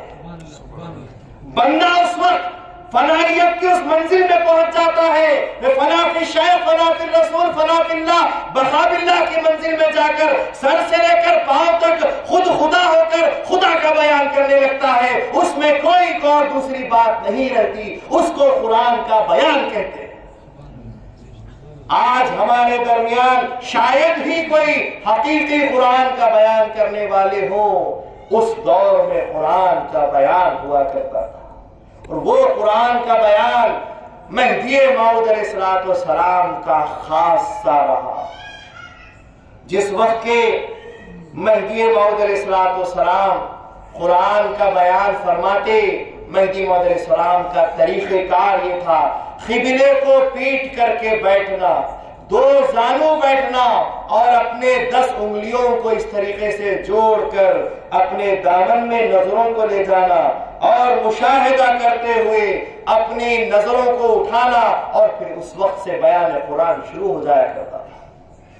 مہدی موعود علیہ السلام پہلے عصر کی نماز اور مغرب کی نماز کے بیچ میں قرآن کا بیان فرماتے تھے۔ مہدی موعود علیہ السلام کے زمانے کے بعد پھر ظہر کی نماز کے بعد قرآن کا بیان کیا جانے لگا، ایک رکوع پڑھا جاتا اور اس پر بیان کیا جاتا، پورا قرآن اس طریقے سے بیان قرآن میں عمل میں آتا۔ بیویوں کے لیے خاص دنوں میں جمعرات اور جمعے کے دن بعد نمازیں جیسے عشاء، عورتوں کے لیے بھی قرآن کا بیان رکھا جاتا۔ حضرت بندگی میاں شاہ قطب رضی اللہ تعالیٰ عنہ فرماتے ہیں کہ قرآن کے بیان کے تعلق سے کہ مہدی موعود علیہ السلام نے الف لام میم سے والناس تک 3 مرتبہ جو قرآن کا بیان بندے کو سنایا ہے، بندے نے ازبر کر لیا ہے، جب کبھی بھی قرآن کا بیان کرتا ہوں تو 3 درجوں میں قرآن کا بیان کیا جاتا ہے۔ کیسا قرآن کا بیان ہوگا؟ آج ہم قرآن کی ایک آیت پڑھ کر اس کا ترجمہ کر کے وہیں رک جاتے ہیں، یہ قرآن ہم نے تفسیر کر دی۔ قرآن کی حقیقت، اس کا بیان کا مقام کچھ اور ہوتا تھا۔ بندگی میرا سید محمود ثانی مہدی رضی اللہ تعالیٰ عنہ اکثر قرآن کا بیان فرماتے تھے، یہاں تک کہ جس وقت کے آپ کے پیروں میں ناسور پڑ گئے تھے، 125 من کی بیڑیوں سے باندھ کر آپ کو جو قید کر دیا گیا تھا، اس کے بعد جو ناسور زخم پڑ گئے تھے، اس حالت میں بھی آپ کو پالکی میں بٹھا کر مسجد میں لاتے اور بٹھا کر قرآن کا بیان سنا جاتا تھا۔ وہ ہوتا تھا قرآن کا بیان جو مہدی موعود علیہ السلام کا خاصہ تھا، وہ قرآن کا بیان۔ مہدی موعود علیہ السلام جب احمد آباد تشریف لائے، احمد آباد میں جب مہدی موعود علیہ السلام تشریف لائے تو آپ کے قرآن کے بیان کی چرچے بہت دور دور تک ہونے لگے۔ مہدی موعود علیہ السلام مسجد میں جب بیٹھ کر تاج خان سالار کی مسجد میں بیٹھ کر قرآن کا بیان فرماتے، مسجد کے دامن سے صحن تک لوگ بھر جاتے، صحن سے باہر راستے میں لوگ بھر جاتے، راستوں کے علاوہ دیواروں پر چھتوں پر چڑھ کر لوگ بیٹھ جاتے، چھتوں میں بھر جاتی تو پیڑوں پر چڑھ کر ٹہنیوں پر بیٹھ جاتے اور سارے کے سارے قرآن کا بیان سنتے۔ مہدی علیہ السلام کے بیان کا خاصہ ایک اور یہ بھی تھا کہ سامنے بیٹھنے والا جتنی آواز میں بیان سنتا ہے، دور بیٹھنے والے کو بھی اتنی ہی آواز آتی ہے۔ مہدی علیہ السلام کے بیان کا خاصہ یہ بھی تھا کہ مہدی علیہ السلام قرآن کا بیان کرتے، ہر کوئی اپنی بھاشا اپنی زبان میں قرآن کا بیان سمجھ لیتا۔ گجراتی ہوتا تو گجراتی میں سمجھتا، ملیالی ہوتا تو ملیالم میں سمجھتا، جو تیلگو کا جاننے والا ہے وہ تیلگو میں سمجھتا، جو انگریزی کا جاننے والا ہے وہ انگریزی میں سمجھتا۔ مہدی علیہ السلام کسی زبان سے ان کا بیان مقید نہیں تھا، وہ قرآن اللہ کا کلام اور اس کا بیان بھی اللہ کی مراد، جب وہ بیان ہوتی تو ہر انسان اپنی زبان میں سمجھنے لگتا تھا۔ وہ مہدی موعود علیہ السلام کا جب بیان ہونے لگا تو لوگ امیر ہو کے غریب ہو، مسافر ہو کے مقیم ہو، بادشاہ ہو کے فقیر ہو، سارے کے سارے آتے اور قرآن کا بیان سنتے چلے گئے۔ ایک مرتبہ مہدی موعود علیہ السلام قرآن کا بیان فرما رہے تھے احمد آباد میں۔ آپ فرما رہے تھے لن تنالوا البر حتى تنفقوا مما تحبون، نیکی کو اس وقت تک نہیں پا سکو گے جب تک کہ اپنی پسندیدہ چیز اللہ کے حوالے نہ کر دو۔ مہدی موعود علیہ السلام نے اس پر بیان کیا۔ حضرت بندگی میاں ملک برہان الدین رضی اللہ تعالیٰ عنہ اس بیان کو سنتے ہیں اور مہدی موعود علیہ السلام کے نزدیک آتے ہیں۔ اپنے ساتھ گھوڑا اور تلوار ہوتی ہے، موعود علیہ السلام کے یہاں فی سبیل اللہ اللہ دیا دے دیتے ہیں۔ موعود علیہ السلام پوچھتے ہیں کیوں دیتے ہو؟ عرض کرتے ہیں آپ نے ہی بیان کیا میرا جی کہ جو سب سے زیادہ پسند ہو وہ اللہ کے حوالے کر دیں۔ کہا کہ یہ چیزیں تم کو سب سے زیادہ پسند ہیں؟ ہاں یہ چیزیں سب سے زیادہ مجھے پسند ہے۔ کہا کیوں پسند؟ کہا گھوڑا اس لیے زیادہ پسند ہے، یہ میری شان ہے، میری آن ہے، میری بان ہے، اور میں اس پر سواری کرتا ہوں تو کافی دور دور کے سفر طے کر لیتا ہوں، جب دشمن آتا ہے تو اپنی جان بچا کے اس پر بیٹھ کر بھاگ جاتا ہوں۔ کہا کہ تلوار کیوں تم کو پسند ہے؟ کہا کہ تلوار بھی میری زینت ہے، میری آن بان شان ہے، اور یہ بھی میری جان کی ذات کی حفاظت کرتی ہے، کوئی دشمن آتا ہے تو اس سے لڑتا ہوں اور اپنی جان بچاتا ہوں۔ مہدی موعود علیہ السلام نے فرمایا کہ ان دونوں چیزوں سے تو زیادہ تم کو تمہاری جان پسند ہے، اور جو سب سے زیادہ پسند ہے وہی چیز اللہ کے حوالے کرنی چاہیے۔ اسی وقت ایک بجلی سی دوڑی اور آپ جو ہے سو اسی وقت زمین پر گر گئے۔ بندگی میاں ملک برہان الدین رضی اللہ تعالیٰ عنہ کو مہدی موعود علیہ السلام نے ذکر خفی کا جو ہے سو تلقین کیا اور اسی وقت ہوش میں آئے اور آتے ہی کہا کہ میں نے ساری چیزیں اللہ کے لیے چھوڑ دی، میں اسی وقت اللہ کے واسطے کر کے دنیا کرتا ہوں۔ مہدی موعود علیہ السلام نے سمجھایا فرمایا کہ نیکی اس وقت حاصل ہوگی جب اپنی پسندیدہ چیز کو اللہ کے حوالے کر دو۔ نیکی کیا ہے؟ اللہ کا دیدار ہے۔ اللہ کا دیدار اسی وقت ملے گا جب اپنی ذات کو اس کے حوالے کر دو گے، جب فنا ہو جاؤ گے، جب جو ہے سو دانا خاک میں مل جائے گا تبھی وہ گلزار ہوتا ہے۔ مٹا دے اپنی ہستی کو اگر کچھ مرتبہ چاہے کہ دانا خاک میں مل کر گلے گلزار ہوتا ہے۔ جب خود کو مٹائیں گے تبھی اللہ کے یہاں ایک مقام حاصل ہو جائے گا۔ اسی وقت اٹھے اور ترک دنیا کری۔ مہدی موعود علیہ السلام کے ساتھ ہو گئے۔ احمد آباد کے ایک اور مشہور شخصیت جن کا نام ملک گوہر تھا، ملک گوہر مہدی موعود علیہ السلام کا بیان سنے اور سن کے بعد فوراً ترک دنیا کر کے ساتھ ہو گئے۔ مقام ٹھٹا تک پہنچے، وہاں پر مہدی موعود علیہ السلام کے علم میں ایک بات آئی کہ انہوں نے اپنے ساتھ زمین، زیور، سونا جمع کیا ہوا، ان کے پاس ایک کیمیا تھی جس سے سونا بنایا جا سکتا تھا۔ یہ زر، یہ دولت وہ اپنے ساتھ لے کر سفر میں چلتے رہے۔ جیسے ہی مہدی موعود علیہ السلام کو علم ہوا ان کو دائرے سے باہر کر دیا گیا۔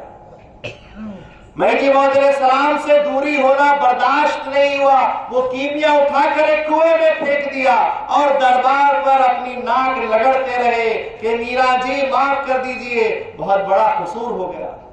مہدی موعود علیہ السلام نے فرمایا کہ تم کو حقیقت کا علم ابھی تک نہیں تھا، آج تم کو علم ہوگا کہ حقیقت دنیا کی اور حقیقت خدا کی کیا ہے۔ کچھ وقت گزرا، اس کے بعد کچھ دن کے توبہ کرنے کے بعد پھر ان کے لیے پھاٹک کھولی گئی، پھر واپس آئے، پھر مہدی موعود علیہ السلام نے ان کو تسلیم کیا۔ اسی طریقے سے بندگی میاں سید یوسف جو احمد آباد کے ہی رہنے والے تھے، مہدی موعود علیہ السلام کا بیان قرآن سنا اور مہدی موعود علیہ السلام کے ساتھ ہو گئے، ترک دنیا کر لی۔ جب خراسان کے میدان کا سفر شروع ہوا اور اس وقت میں پھٹے حال ہیں، فاقہ زدہ ہے، جسم پر کوئی کپڑے برابر نہیں ہے، پیروں میں چھالے آ گئے ہیں، جسم سورج کی تاب سے بالکل جو ہے سو ناتواں ہو گیا ہے، اور ایسے وقت میں چلتے چلتے پیروں میں جب چھالے ہو گئے، کانٹے چبھنے لگے، تو ایک چٹان پر بیٹھ کر اپنے چھالوں کو پھوڑ رہے تھے اور کانٹوں کو نکال رہے تھے۔ موعود علیہ السلام کا اس وقت سامنے سے گزر ہوا، مہدی موعود علیہ السلام کا وہاں سے گزر ہوا تو پوچھا، میرا سائی، میرا جی، وہ وقت کب آنے والا ہے جبکہ آپ نے فرمایا کہ ہاتھی کی ہڈیاں بھی ہوں گی تو بھی گھس جائیں گی، سونے کا لوہے کا بھی اگر جسم ہوگا تو وہ بھی گھس جائے گا، وہ وقت کب آنے والا ہے؟ مہدی موعود علیہ السلام نے فرمایا وہ وقت یہی ہے، لیکن تمہارا ظرف اتنا بلند ہو گیا ہے کہ تم کو اس چیز کا احساس نہیں، خدا کی خدائی میں اس طریقے سے ڈوب چکے ہو کہ تم کو تکلیفوں کا احساس نہیں ہوتا۔ اسی کو عشق کہتے ہیں، اسی کو ڈوبنا کہتے ہیں، اسی کو تعلیم حاصل کرنا کہتے ہیں، اسی کو کہتے ہیں صحبت کا صحیح معنی میں حصول حاصل کرنا، فیض حاصل کرنا۔ حاضرین گرامی، کیا آپ نے وہ نہیں سنا جب بی بی زلیخا رضی اللہ تعالی عنہا نے اپنے سہیلیوں سے کہا کہ سہیلیاں ضد کر رہی تھی ہمیں یوسف کو دیکھنا ہے، حسن یوسف دیکھنا ہے، زلیخا نے کہا کہ ٹھیک ہے اسی وقت دکھاؤں گی جبکہ تمہارے ہاتھ میں سیب اور دوسرے ہاتھ میں چھری ہوگی۔ کہا کہ منظور ہے، جیسے ہی یوسف جائے میں کہوں گی سیب کاٹو تو کاٹ دینا۔ کہا کہ ٹھیک ہے منظور ہے۔ یوسف سے کہا، یوسف علیہ السلام سے کہا ذرا اس کمرے سے دوسرے کمرے میں پردہ ہٹا کر بس گزر جائیے۔ یوسف علیہ السلام گزرنے جب لگے، بیوی نے کہا کہ سیب کاٹو، سب نے سیب کاٹنا شروع کیا۔ یوسف علیہ السلام چلے گئے، کیا ہوا؟ سیب کے ساتھ چاروں انگلیاں بھی کٹ گئی، لیکن ان عورتوں کو، ان کی سہیلیوں کو ہوش نہ رہا۔ اس کو کہتے ہیں ڈوب جانا۔ جب حسن یوسف کا یہ مقام ہے کہ اس میں انسان ڈوب جاتا ہے تو یوسف کو بنانے والے میں کتنا جو ہے سو اللہ تبارک و تعالیٰ کا وہ نہیں ہوگا کہ اس میں انسان کتنا نہیں ڈوب جاتا۔ سبحان اللہ، سبحان اللہ۔ یوسف کو بنانے والے میں، اس کے دیدار میں، اس کے دیکھنے میں کتنی جاذبیت نہیں ہوگی، وہاں ڈوب گئے ہیں، یہاں کس قدر نہیں ڈوبا جائے۔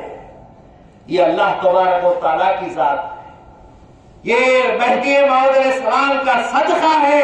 یوسف کو دیکھ کر ہاتھ کاٹے جاتے ہیں وہاں، یہاں پر محمد اور مہدی کو دیکھ کر دل کاٹے جاتے ہیں۔ سبحان اللہ۔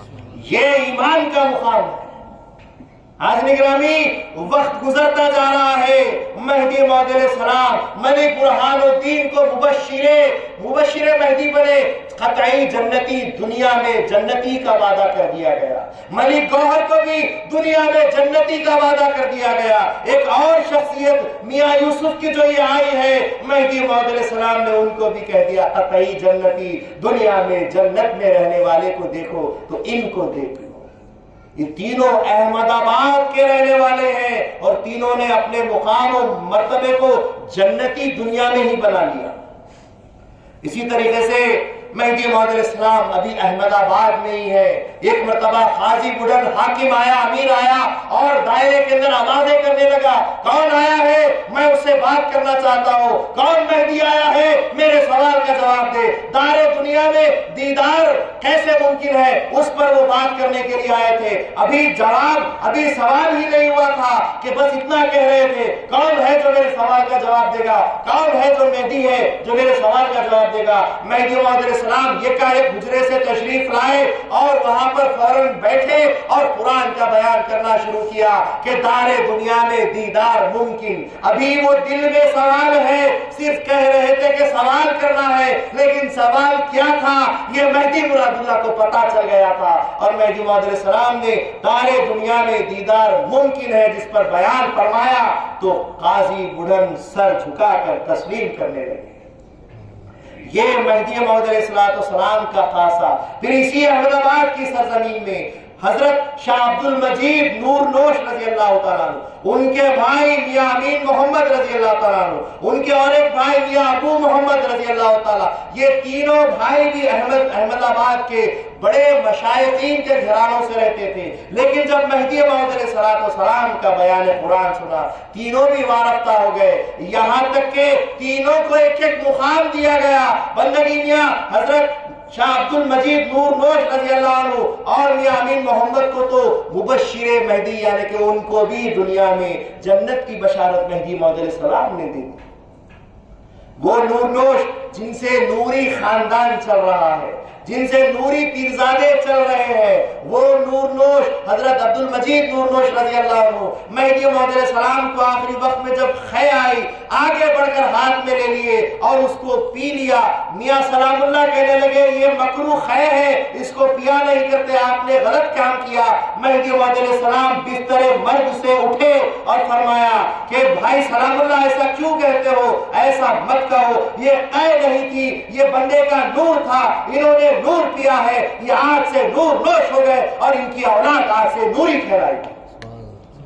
وہ بندگی میاں عبد المجید نور نوش رضی اللہ تعالیٰ عنہ قطعی جنتی ہوئے، میاں امین محمد قطعی جنتی ہوئے، میاں ابو محمد وہ مہدی موعود علیہ السلام نے دیکھا کہ وہ بڑی اچھی شاعری اور کلام کہتے تھے، مہدی موعود علیہ السلام نے ان کو بھی اس شاعری کی نسبت سے بڑا عہدہ اور بڑا مقام دیا۔ بہرحال احمد آباد کے اندر اتنے سارے بزرگ، اتنے بڑے بڑے ہستیاں مہدویت قبول کر رہی ہیں، بڑے بڑے درجے پا رہی ہیں، اور ایسے میں سابرمتی کے کنارے محمود بیگڑے کا ایک بھانجا شراب میں ڈوبا ہوا اپنے آپ کو مدہوش کرتا ہوا، اپنے آپ کو گرتا سنبھلتا ہوا ندی کے کنارے سابرمتی کے یہاں گھوم رہا۔ جیسے ہی اس نے دیکھا اللہ والوں کی ایک جماعت یہاں بیٹھی ہوئی ہے سابرمتی کے کنارے، کیا معلوم کس ارادے سے آئے ہیں، تلوار کھینچا اور سامنے گیا اور جا کر چلانے لگا، کون ہو، کیوں آئے ہو، کیا کرتے ہو، کیا کام کرتے ہو؟ مہدی موعود علیہ السلام سامنے آئے اور کہا ہمارا کام یہی ہے کہ ہم ٹوٹے ہوئے دلوں کو جوڑتے ہیں۔ وہ کیا تھا؟ محمود بیگڑے کا یہ جو بھانجا تھا یہ اپنی ایک معشوقہ سے فریب اور دھوکہ کھا گیا اور اس دھوکے کی وجہ سے شراب پی کر گھوم رہا تھا، اپنے آپ کو بس شراب میں ڈبو رہا تھا، اس کا ٹوٹا ہوا دل تھا۔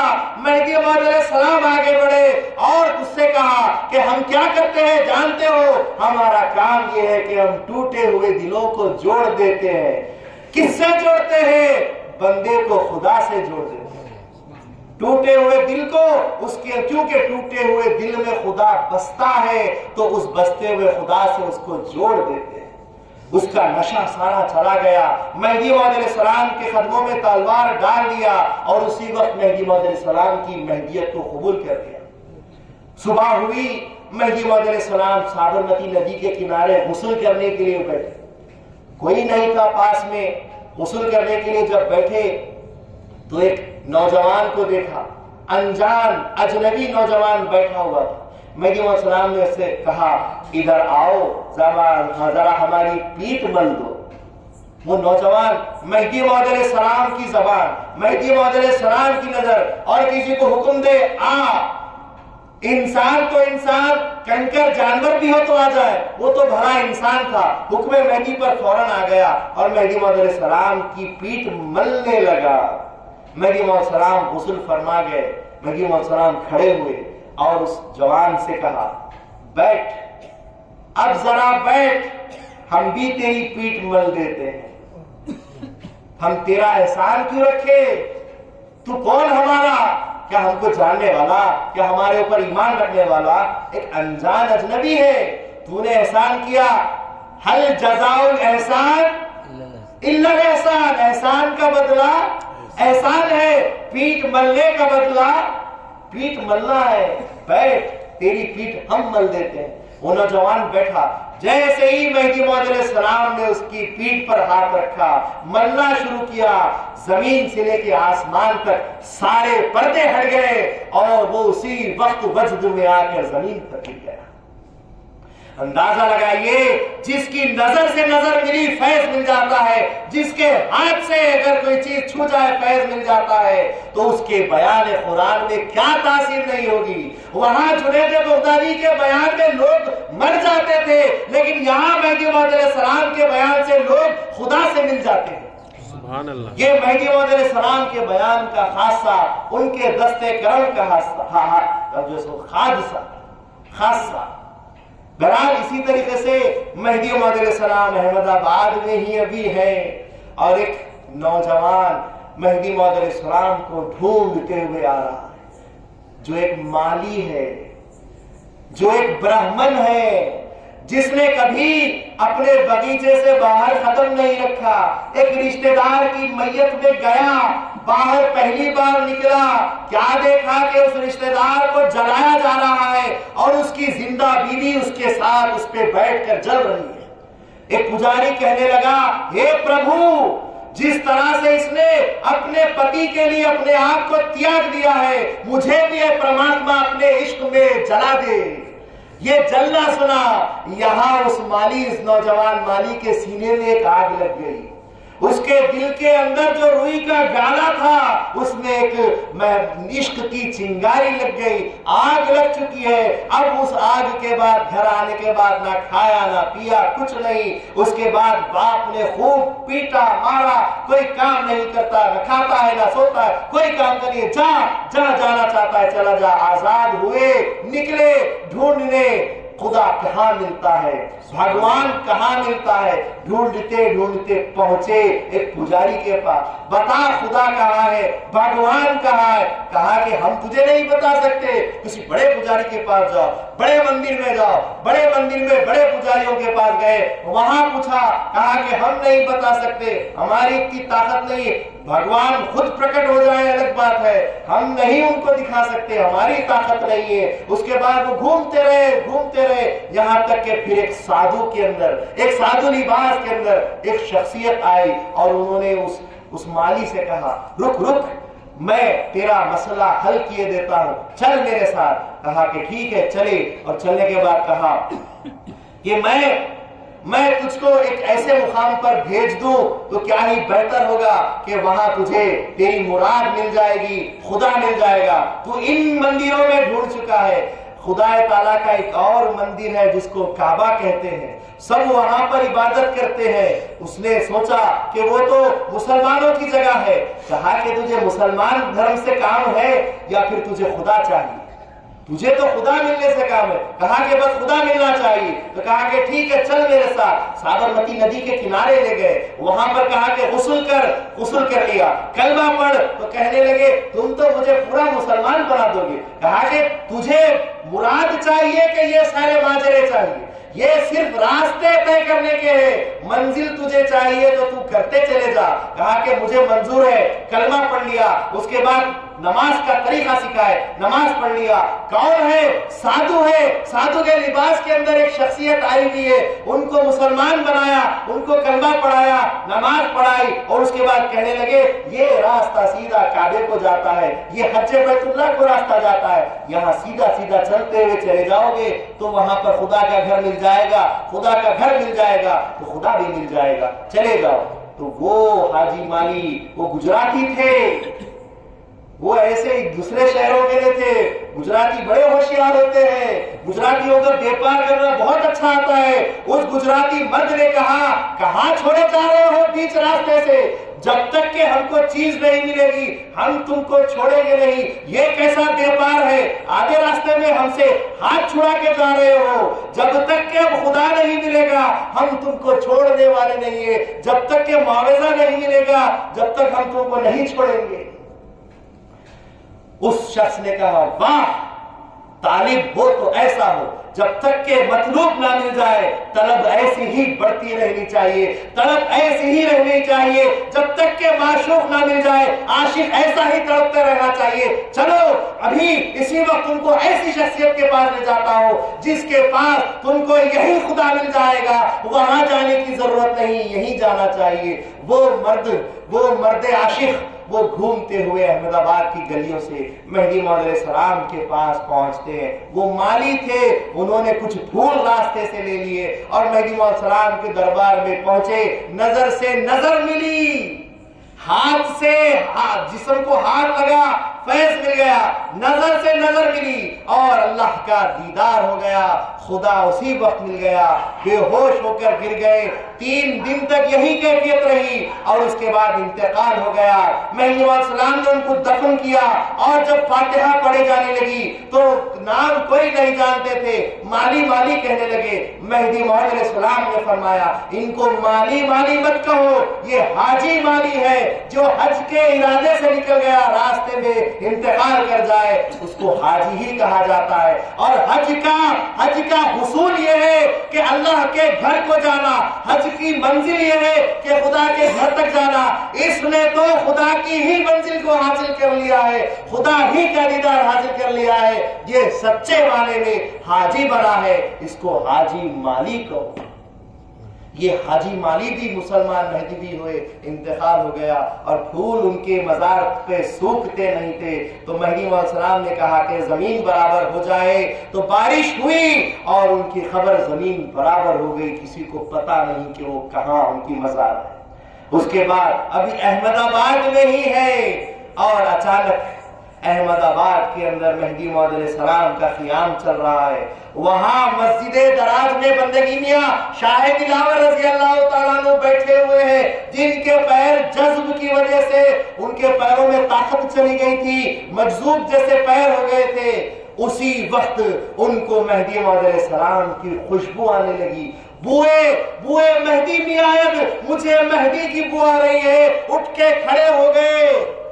جو 16 سال سے بیٹھے ہوئے ہیں ایک جگہ پر, وہ اچانک اٹھ کے کھڑے ہو گئے اور میاں دراز سے کہا مجھے مہدی کے پاس جانا ہے. میں چلا 540 کلومیٹر چلتے چلتے 11 دنوں میں احمد آباد آ گئے. جب چلنے لگے تو پلٹ کر کہا میاں دراز سے, تم نہیں آ سکتے میری طرح, میں عاشق مہدی ہوں, میں ہی جا سکتا ہوں اس طرح. تم میرے نشانوں کو دیکھ کر آ جانا, پیروں کے نشانوں پر چل کے آ جانا. اور جب مہدی موعود علیہ السلام کے پاس 11 دن گزار کر آئے, مہدی موعود علیہ السلام کو بھی خوشبو آنے لگی. مہدی موعود علیہ السلام اپنے دربار سے باہر نکل کر آ کر دیکھنے لگے اور سب سے کہا دیکھو شاہ دلاور آ رہے ہیں, شاہ دلاور آ رہے ہیں. شاہ دلاور رضی اللہ عنہ آئے, مہدی موعود علیہ السلام کی قدم بوسی کی. مہدی موعود علیہ السلام نے پوچھا بھائی دلاور یہاں کیسے آ گئے؟ شاہ دلاور نے کہا میرا جی ہر جگہ چلتا تو ہر درخت سے کنکر سے ہواؤں سے آواز آتی, ہاذا مہدی ہاذا مہدی. آپ مہدی یہاں ہے, مہدی یہاں ہے. آپ کی خوشبو سونگتے ہوئے, ہاذا مہدی کی صدائیں سنتے ہوئے بندہ آپ تک آ گیا. حاضر گرامی, یہ ہوتا ہے عاشق, یہ ہوتے ہیں معشوق, اور یہ ہے اللہ کے کلام کا بیان جس کے اثر سے ہر کوئی فیض یاب ہو رہے. اس کے بعد مہدی موعود علیہ السلام پھر احمد آباد سے ہجرت کرتے ہوئے سانتیج پہنچتے ہیں. سانتیج ہجرت کا 19واں مقام. انشاءاللہ العزیز کل سانتیج کے مقام سے ہم ہماری سفر ہجرت کا بیان کا آغاز کریں گے انشاءاللہ العزیز. آج کی یہ 11ویں نشست برخاست کی جاتی ہے. میں اللہ تعالیٰ سے باری یزدی میں دعا کرتا ہوں کہ اے باری تعالیٰ ہم کو بولنے سننے سے زیادہ عمل کی توفیق عطا فرما. اللہ تبارک و تعالیٰ سے دعا ہے کہ اللہ ہمارے صغیرہ کبیرہ گناہوں کو اپنے رحم و کرم سے معاف کر دے. اللہ تبارک و تعالیٰ قرآن کی تعلیم صحیح معنی میں ہمیں سمجھنے کی توفیق عطا کر دے. قرآن پر چلنے والا ہمیں بنا دے, اپنا مقبول ہمیں بنا دے, اپنا عاشق ہمیں بنا دے. اللہ تبارک و تعالیٰ ہمیں دو جہاں میں سرخرو کر دے, اس کا عاشق بنا کر ایمان پر زندہ رکھے, ایمان پر خاتمہ کرے اور ایمان والوں کے ساتھ اللہ تعالیٰ ہمارا حشر فرمائے. اللہ سے دعا ہے ربنا لا تزغ قلوبنا بعد اذ ہدیتنا وہب لنا من لدنک رحمہ انک انت الوہاب انک انت الوہاب انک انکا انت الوہاب۔ اے باری تعالیٰ جبکہ تو نے ہم کو ہدایت دے دی ہے، اب اس ہدایت سے ہمارے دلوں کو مت پلٹا، بے شک تو ہی عطا کرنے والا، بے شک تو ہی عطا کرنے والا، بے شک تو ہی عطا کرنے والا ہے۔ وآخر دعوانا ان الحمدللہ رب العالمین۔